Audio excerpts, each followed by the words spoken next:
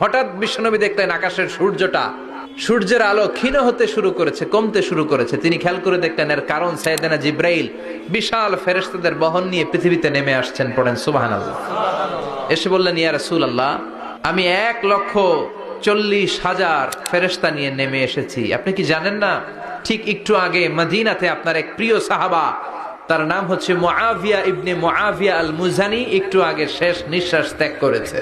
বিশ্বনবী বললেন, ইন্না লিল্লাহি ওয়া ইন্না ইলাইহি রাজিউন। সাইয়েদনা জিব্রাইল বললেন, ও নবী, আপনি কি আপনার প্রাণের সাহাবীর জন্য গায়েবানা জানাজা পড়বেন না?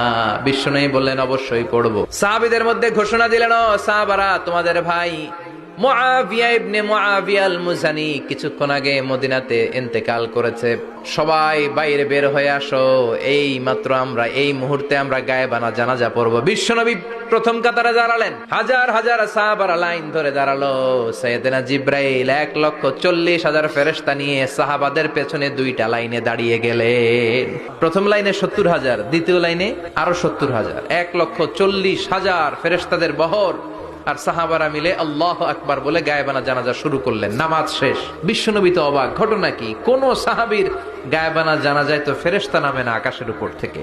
বিশ্বনবী জিজ্ঞেস করলেন, জিব্রাইল, কোন সাহাবীর গায়েবানা জানাজায় তোমরা আকাশ থেকে এত ফেরেশতার বহর নিয়ে নামো নাই? কি এমন আমল করেছে আমার মুআবিয়া? কি এমন ভালো গুণ ছিল, ভালো আমল ছিল, যার কারণে আরশের উপরে তার এত সম্মান? সাইয়েদনা জিব্রাইল বললেন, নবী, তেমন কোনো বড় আমল নয়, ছোট্ট একটা আমল, কিন্তু আমলটারে ভালোবেসেছে কে?